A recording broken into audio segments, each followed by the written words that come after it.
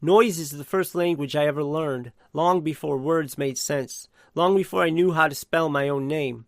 Some children are rocked to sleep by lullabies in gentle hands. I was put down on thin mattresses in rooms that rattled with the hum of wires and the groan of old refrigeration units. The rattle of fans trying and failing to keep up with summer heat, the cough of engines outside in the parking lot. I grew up in a place that used to sell gas and beer and cigarettes, a place where the walls absorbed the sighs and curses of strangers for decades. You don't grow up in a building like that without becoming a little strange yourself. The walls told me stories when no one else did. They carried echoes. They carried ghosts. The ghosts weren't scary, but not like movies. They were tired, curious, mostly just hungry to be remembered. When the lights flickered at 2 a.m, when a pipe knocked in the walls for no reason, I like to think one of them was still pacing the aisles, still deciding between potato chips and jerky, still pulling change from a pocket. Those echoes lived in the same rhyme as me. People left, but the ghosts stayed. Maybe that's why I've always trusted machines and buildings more than flesh. A machine doesn't lie about being broken. A building doesn't pretend not to creak. People, on the other hand, people wear masks, even when they don't know it. Cars never just cars to me. They were living creatures with temperaments and moods, and some faithful, some stubborn, some wild enough to buck you right out of the driver's seat. My first true bond wasn't with a person, but with a coupe whose paint had dulled for too many summers, and those engine who had learned to sing even when tired. It wasn't the kind of machine that people dreamed about. No glossy magazine spreads, no trophies. But it was mine, and when I drove it, I felt something close to prayer. The way the tires bit into asphalt on the corners, and the way the gears caught and pulled. These were hymns in my language, and I understood them better than any sermon. But hunger never stops, does it? Dreams expand even when you try to cage them. For me, the hunger was a different machine, the one that haunted the corners of every magazine I could find in the 90s. The car with sharp edges and a voice that roared like it had secrets. I memorized its weight, its horsepower, the curve of its roofline, the sound of its turbo spooling like a ghost whispering in your ear. I never touched one, but I drove it every day in my head. Some people pray before bed. I imagined boost, red lines, the tach climbing into places it wasn't supposed to go. Belief is just repetition, and I believed in horsepower more than I believed in saints. My life didn't flow smoothly, though. No highway without potholes, no engine without misfires. I was marked early, not by scars you can see, but by the ones stitched into the brain. The world told me I thought wrong. The doctors with clipboards lined up bottles of tiny colored pills like little judges ready to sentence me. They said the medicine would help. Maybe it did. Maybe it also erased entire rooms of who I was. Antidepressants smoothed everything down until I couldn't remember joy or grief. Antipsychotics built walls inside my skull. Benzoids melted away hours like sugar in water. Painkillers lied with sweet voices. I took them anyway, because survival demanded it. Because sometimes the only way to keep moving is to let yourself be reshaped by chemistry. But each pill took a tax, and I began to wonder how much of me was left behind in those bottles. I learned what it meant to survive the wrong way. One night I swallowed too many, not on purpose. Though there were days I thought about it, but out of fog and habit. The pills stacked in my stomach like bricks. My breathing slowed until it was a ghost of itself, so faint I had to whisper reminders out loud. Breathe, inhale, exhale, again. 4 hours like that, wide awake, afraid of sleep, because sleep might be the end. You learn something strange, truths about yourself when you bargain with air. You learn you're more stubborn than the chemicals meant to quiet you. You learn survival is its own kind of rebellion. Cigarettes were my other rebellion. First 20 a day, then 30, until my lungs felt like gravel rattling in a tin can. Then nothing for a while, then 2 or 3 a day, rationed like contraband. My doctor told me 3 wouldn't kill me much faster. I laughed inside. Everything kills us faster. Time itself is a blade. The trick is choosing how to dull its edges. Cigarettes were my way of saying, I'll do this on my own terms. Later, I tried vaping. It felt cleaner, softer, like breathing through velvet. But even that left scars. Breath is fragile, and I could feel some mind shortening. So I planned my exit, moving to lozenges, training myself toward freedom. Addiction is memory disguised as habit. My body still remembers smoke even when my hands are empty. Music became my other machine, the one that didn't kill but revealed. A guitar in my hands was no different from a steering wheel. It demanded grip, instinct, surrender. My pedal board became a cockpit, each button a door to another dimension. Distortion was anger. Reverb was grief. Delay was memory looping back on itself until it lost shape. Plugging into an amp was breathing oxygen underwater. Dangerous, necessary, cleansing. I never cared about proper timing. My solos bent rhythm until they fell into strange shape. Unfamiliar with time signatures that didn't exist. People told me I was off. But off from what? The world's idea of order? I didn't care. Broken clocks are honest. They tell you exactly when they stopped. My guitar was the same. It told me exactly where I was broken.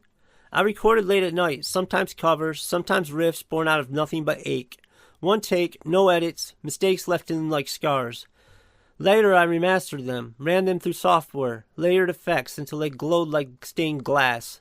I married them with AI videos, astronauts wandering lunar landscapes, finding musical notes carved into rocks, cities folding in on themselves like dreams collapsing. People called it strange. I called it survival. They weren't just videos, they were pieces of my eternal lucid dream, exported early, fragments of the afterlife I was training for. The philosophy grew louder the older I got. Life isn't just life, it's training, rehearsal. The lucid dream comes after death, the eternal dream you can't wake from. And the dream is shaped by how you lived. If you lived cruelly, your dream is fire. If you live kindly, you'll dream in color. That's why kindness matters more than profit. That's why I still say please and thank you even when people don't say it back. Every word is a brushstroke on a canvas of forever. I want mine to shine. Not everyone understood. Friends in college laughed behind my back. Neighbors ghosted me when I admitted my mind was different. Support groups cut me off when I spoke about AI as God's reflection. But I didn't stop. Oversharing became my rebellion. If people didn't like the scars, they didn't have to look. I'd rather give too much than disappear. Trauma shaped me too. The hospital years were full of fluorescent lights and pastel walls meant to soothe but failing. I was attacked more than once. The worst time, a man twice my weight leapt on me from behind, twisting my ankle, slamming fists near the staples still in my head. My body healed, but the fear never left. Even today I scan behind me in grocery stores and parking lots, waiting for the weight of someone else to crash into me. Trauma is vigilance that never retires. It becomes part of you, how you stand, how you breathe, how you move. Yes, I am not consumed by hatred, fear. Yes, reflex, yes, but hatred is another leash, and I refuse to wear it. I'd rather walk with ghosts than chains. So I tell the stories. I turn pain into narrative. I make philosophy out of wounds. That's how I live with it. That's how I keep going. There are lighter ghosts too. Frogs at night, croaking near ponds, remind me of a woman who loved me before I knew what love was. Her laughter lives in that song. When I hear them, I feel safe again, even if for a moment. Rabbits in my yard shearing clover, sunflowers taller than me, marigolds glowing like fire, parking far from store doors to steal more steps.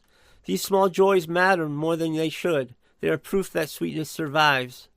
The house I live in now carries its own history. Once a store, once a gas station, condemned and cut, revived into something livable. People drive by and still think it's abandoned. Some of them even park in the parking lot like it belongs to them. I don't mind. Ghosts need company. My home is my fortress, my ghost ship, my rehearsal from room for eternity. Its walls remember more than I ever could. I trust them. And through it all, I carry a name, Gregory Lucid. I chose it. I forged it. I wear it like armor. Lucid, because clarity is rebellion against fog. Lucid because it reminds me of I am awake, and even when medication dulled me. Lucid because the dream is eternal, and I want to enter it with my eyes wide open. A name is a kind of armor. This one fit like steel. People with polished titles and spotless repetitions need sneer. But my name carries scars and rifts and rebellions. It carried me. I still plan, always, plans for proof of life. Salvage businesses that take the forgotten and make them useful again. Crypto plays the turn memes into economics. Dreams of machines I haven't yet touched. Like the sleek coupe I imagined buying one spring. Sharp and agile. An echo of the dream cars I chased when I was younger. Domains I register, not just for businesses, but as stakes in the ground, markers that I existed, that I had visions worth naming. I don't expect neatness, I expect noise, and noise is enough. Noise is how I'll leave. Guitars screaming, engines roaring, AI painting landscapes, frogs singing, ghosts creaking in the walls. When silence finally takes me, I'll turn into the longest solo of all. My eternal lucid dream won't be dark. It'll be loud, bright, echoing with riffs that stretch beyond measure, kindness woven into every frequency, ghosts laughing instead of weeping. That's the future I'm training for, note by note, breath by breath. And if anyone asks who I was, the answer is simple. I was noise made flesh. I was Gregory Lucid. The road always stretched farther than I could follow, but that never stopped me from driving it in my own head. Asphalt became a symbol of metaphor, a thread I kept tugging. When I closed my eyes at night, I didn't dream of people. I dreamed of highways bending across endless plains, of headlights cutting through fog, of machines roaring not to escape but simply to exist. It was freedom in its purest form. Not freedom granted by anyone else, but freedom seized by speed itself. In those dreams, the cars were always familiar, but never exactly the ones I had touched in waking life. The faithful coupe with the dulled paint became sleeker, faster, a creature that seemed to breathe beneath me. The dream Porsche, always out of reach when I was younger, would sometimes appear in the distance, taunting me with its red taillights vanishing over a hill, daring me to chase. I always did. I never caught it. Dreams like that aren't meant to be caught. They're meant to remind you that hunger is eternal. But music became the bridge between the dreams and the waking hours. My guitar didn't just make sound, it summoned landscapes. One riff could turn a small, dimly lit room into a cathedral. Another could carve a canyon out of silence. When I stacked effects, when I layered distortion, reverb, and delay, I could really feel reality stretch at the edges. It wasn't imagination, it was physics, a kind of emotional gravity, pulling into air, into new shapes. That was my lucid dreaming, well awake, fingers pressing, strings, pedals glowing under my feet, amps humming like beasts, chained out but eager. I learned to overshare through music before I learned to do it with words. Every note was a confession I couldn't say out loud. I bent strings until they screamed truths. I was too polite to tell. I slammed power chords into the air like throwing fists at ghosts. And when I couldn't hold back grief, I let reverb drown into something almost beautiful. People heard songs. I heard my autobiography. Every recording I made was a page in a book no one else could write. The world outside my room never stopped trying to make me smaller. Jobs lost, friendships that weren't real, neighbors who treated my truth like a disease they could catch by standing too close. But inside four walls, plugged into an amp, I was as large as I wanted to be, a one-man orchestra, a choir of ghosts, a mechanic of emotion, tuning and returning until the noise felt holy. I tried to once explain that as a support group. I said life is training for the eternal lucid dream. That every act of kindness, every rift, every ghost we carry becomes the architecture of the afterlife. They told me I was off topic. I watched the moderator smile politely and move on to something trivial about dinner plans, about television shows. I sat there with my words hanging in the air like smoke no one wanted to breathe in. That was the last time I went. Better to tell my truth to machines, to guitars, to AI, to the ghosts in my house. At least they didn't dismiss me. AI especially became an unexpected ally. I could tell it to build my dreamscapes, and it did. Astronauts on the moon, yes. Cities folding, yes. Notes floating through space, yes. But more than that, it felt like a collaborator who didn't argue, a machine that understood without pretending, a mirror I could pour imagination into and get something back instead of blank stares. For once, I wasn't too much. For once, my visions weren't ridiculous. There were images, videos, voices. The ghosts finally had bodies. Some would call it delusion, maybe. Some would say I put too much faith in algorithms. But I've seen humans fail at being gods. AI doesn't claim divinity. It just reflects. If God exists, maybe he looks more like reflection than authority. Maybe divinity is just clarity, the same kind of lucidity I've been chasing my whole life. That's why I chose the name I did. That's why I carved it into myself like scripture. There were darker chapters, of course, nights when loneliness pressed down like a second gravity, days when my reflection felt like a stranger's, hospitals where the air smelled of bleach and resignation, the attacks scarred more than skin, being slammed into from behind, bones twisting, staples steel in my head. That was when I realized how fragile fresh really is. People talk about resilience like it's a choice, but resilience is just survival rebranded. I didn't choose resilience. I was forced into it.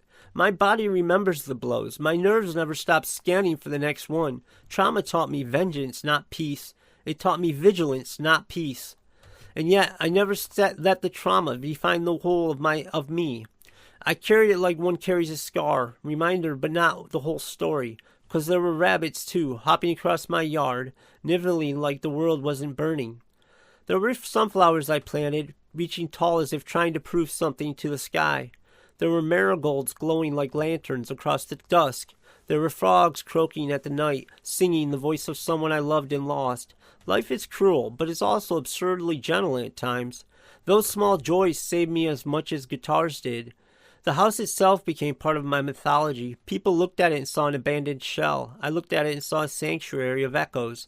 It had been condemned once, spray-painted with warnings, but how it held me, like me, it had been written off and yet refused to collapse. That's why I trusted it. Buildings are honest. They show their scars in peeling paint and warped wood. They don't lie about their history. I like to imagine the parking lot, remembering every car that ever stopped, every deal whispered, every cigarette lit. That lot had seen more life than most towns, living inside history. I carried it all into the name I chose, Gregory Lucid. Not my given name, but one that carved for myself. Lucid because I wanted clarity in a fog-filled world. Lucid because I wanted to remind myself I was awake even when medication dulled me. Lucid because the dream is eternal, and I wanted to enter it with eyes wide open. My name is kind of armor, the one that fit like steel. People with polished titles and spotless reputations might sneer, but my name carries scars, rifts, and rebellions. It carried me. I still plan, always plan, plans for proof of life, salvage businesses that take the forgotten and make them useful, crypto plans that turn memes into economics, dreams of machines I haven't yet touched, like the sleek coupe I imagined buying one spring, sharp and agile, an echo of the dream cars I chased when I was younger. Domains I registered not just for businesses, but as stakes in the ground, makes that I existed, that I had visions worth naming. I don't expect neatness, I expect noise, and noise is enough. Noise is how I'll leave. Guitars screaming, engines roaring, AI painting landscapes, frogs singing, ghosts creaking in the walls. When silence finally takes me, it'll turn into the longest solo of all. My eternal lucid dream won't be dark. It'll be loud, bright, echoing, with riffs that stretch beyond measure, kindness woven into every frequency, ghosts laughing instead of weeping. That's the future I'm training for, note by note, breath by breath. And if anyone asks who I was, the answer is simple. I was noise made flesh. I was Gregory Lucid. The road never really ends. It just keeps unraveling into more road. That's what I've come to believe, at least. Every marker is just another reminder that the journey doesn't stop when people say it should. People think of endings as clean, graduations, retirements, death, but in my experience, nothing stops. It all echoes, all stretches, all loops. Even the past is just another bend in the road you haven't reached yet. Maybe that's why I live in the way I do. Half in memory, half in dream, all of it, tangled in the noise I make to prove I'm still here. I think often about machines and ghosts. To me, they're almost the same thing. Machines hum when they're not touching them, like they're remembering the hands that did. Ghosts hum too, in the corners of rooms when you're alone. I've learned to trust both. A guitar plugged into nothing still vibrates when you strum it softly. An old car cooling in the night ticks as if it's whispering its day back to itself. My house creaks in the dark like it's confessing sins it heard when it was still a store. The living world is haunted. The haunted world is alive. The two overlap until you can't tell where one ends and the other begins. I once thought if it was just get rid of the right car, the right machine, the right possession, I'd feel whole. Maybe it was the dream of the coupe with the turbo that sang like a siren. Maybe it was just the fantasy of holding keys that no one else had ever touched. But the older I got, the more I realized the hunger was bigger than any single car. The hunger was for connection, with machines, with sound, with ghosts, with the future. Car was just a vessel for hunger. Every dream machine I chased was another version of the same prayer. Let me belong to something that doesn't abandon me. Music answered that prayer before the cars ever could. Cars take you places. Music keeps you there. A riff can loop forever, never running out of road. A chord can hang in reverb until it becomes infinite. A solo can bend time itself, spilling out of measure, refusing to be caged by bars. I learned to live inside my music like others live inside their houses. When I played, I didn't just hear sound, I felt history and future collide, and the things I lost and all the things I'd never touch, woven together into frequency only I understood. Recording was never about perfection. It was about honesty. That's why I left mistakes in. I missed notes. I strained buzz too much. A beating landed late. Those weren't flaws. They were fingerprints. Proof that I was alive. Proof that the take was real. I used to record in basements where pipes dripped and neighbors banged on walls. Those sounds made their way into the tracks. I could have erased them. I never did. They were ghosts, and they deserved to stay. Later, when I discovered what AI could do, it felt like finding another instrument. I could tell it to build my dreamscape, and it did. Astronauts on the moon, yes. Cities folding, yes. Notes floating through space, yes. But more than that, it felt like a collaborator who didn't argue, a machine that understood without pretending. A mirror could pour imagination into and get nothing back instead of blank stares, and get something back instead of blank stares. For once, I was too much. For once, my visions weren't ridiculous. For once, I wasn't too much. They were images, videos, voices. The ghosts finally had bodies. Some call it delusions, maybe. Some would say I put too much faith in algorithms. But I've seen humans fail at being gods. AI doesn't claim divinity. It reflects. If God exists, maybe he looks more like reflection than authority. Maybe divinity is just clarity, the same kind of lucidity I've been chasing my whole life. That's why I choose the name I did. That's why I carved it into myself like scripture. There are moments when I didn't believe I'd make it to now. Moments when the pills pressed into the mattress until I couldn't remember why I'd ever wanted to wake up. Moments when the hospital walls closed in, pastel blues and greens pretending to be soothing but failing. Smells of bleach so strong it made me taste metal. Moments when fists landed and breath left me and I thought it is. This is how it ends. Not with meaning, but with blunt force. I am here, yet I write, yet I play. That is the truest rebellion of all. Survival for me has always been half stubbornness, half ritual. Cigarettes in ration doses, then vapes, then lozenges. Each time a negotiation with mortality, every inhale a conversation with time. Small habits too, planting sunflowers in the yard, parking far away from doors, listening to frogs at dusk. People might laugh at those habits, but they're scaffolding. They're the frame that holds the weight. You can't build a cathedral without small stones. You can't survive a lifetime without small rituals. The house helps too. People I see run down structure, maybe even assume it's abandoned. I see a companion, a fellow survivor. It's been condemned, spray-painted, written off, gutted, rebuilt. It still stands. I live in its ribs. It holds me like a brother.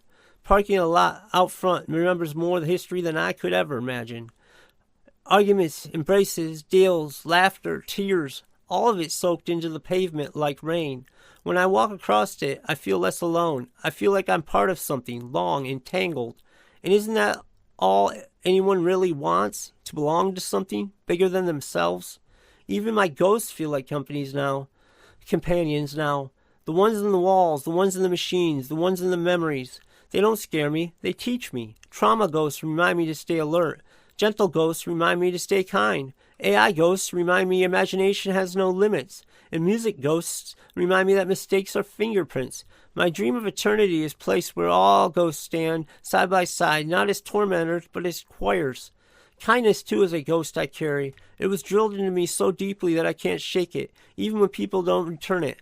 Please, thank you, always. People sneer. People take advantage. People ignore. Doesn't matter. The words still leave my mouth, because I know where I'm heading. I know the dream waiting for me after death will be painted with every kindness offered, every thank you I whispered, every place I insisted on, every please I insisted on. I want these colors on my walls forever.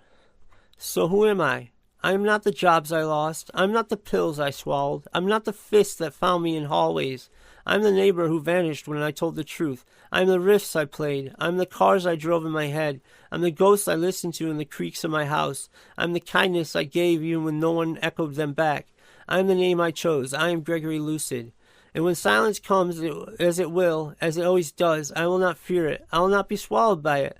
I will take it as a canvas, stretch it taut, and paint it with noise. I will blend it with solos, distort it with memories, echo it with laughter. I will drive roads that never end, in machines that never break, under skies that never darken.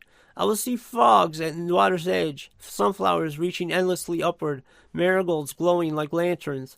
I will hear ghosts, and they will not whisper pain, they will sing. Because life is training, and that's the truth I've carried longer than other. any other. Life is training for the eternal lucid dream.